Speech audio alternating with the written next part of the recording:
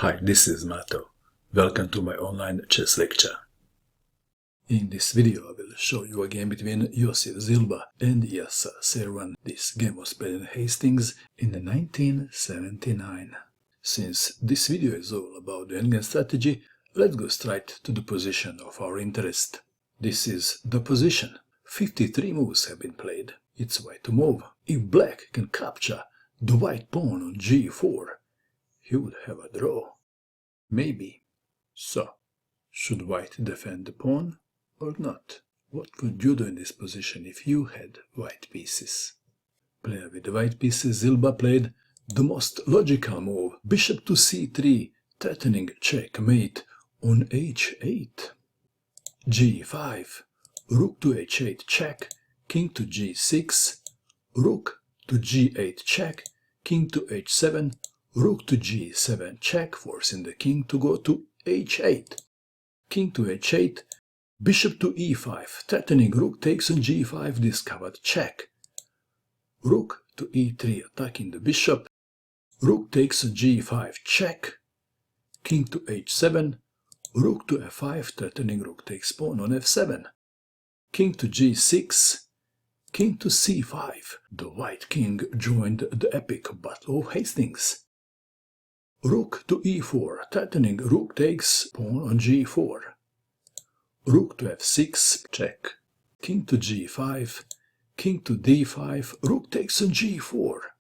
Rook takes on f7, rook to a4, bishop to d4, king to g4, king to e4, rook to b4, rook to g7 check, king to h4, king to e3, king to h5. The game continued forever. Not really. The game ended with both players falling asleep at the chessboard. Just kidding. One of them didn't fall asleep, because the other one was snoring. The game ended at move 104, when players agreed to a draw. They were tired and hungry. And let's go back to our training position. This is the position. A very smart chess player by the name John found a win for white in this position. How do you win? It's not bishop to c3. Please pause again and find the killer move that Zilber missed. What did you find? Are you ready to see the move? The move is g5. This is not the first move that comes to mind. Do you agree? At first, it doesn't look logical to sacrifice the only pawn. And yet, this is the greatest unplayed move from the Hastings tournament 1979. So how should black continue? Okay, let's try first h takes on g5.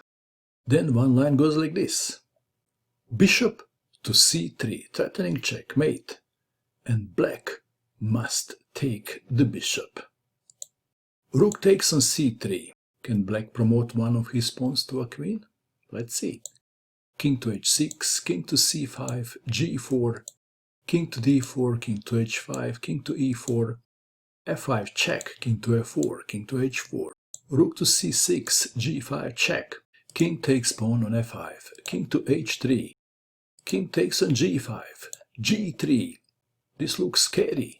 King to f4, king to h2, king to f3, g2, rook to h6 check, king to g1, rook to g6, king to h1, and now, do you take the pawn? No. King to f2, and white wins. This is just one line, and let's go back. So we tried h takes on g5. How about rook to b3 check? This is actually Terminator's choice. One line goes like this. King to a6, rook to a3, king to b5, rook to b3 check, king to a4, rook to g3, bishop to c3, and what now? If f6, g takes on f6 and white wins. Rook must take the bishop. That's all. Rook takes on c3, rook takes rook, h takes on g5, king to b3, the king must get in front of the pawns. f5, king to c4, king to h6, king to d4, king to h5, king to e3, after king to g4, rook to c6, f4, check, king to f2, king to f5, rook to c5, check, king to g4, rook to b5, just a waiting move, f3, rook to c5, still waiting, king to f4, rook to c4, check, king to e5, king takes pawn on f3, king to f5, rook to c5, check, king to f6, king to g4, and white wins. And let's go back once more to our training position. This is the position. Can you win with white pieces from this position? Please click on the link below the video and test your endgame skills against the Terminator. And that is all. I hope that you enjoyed watching this video. I wish you good luck with your chess, and bye for now.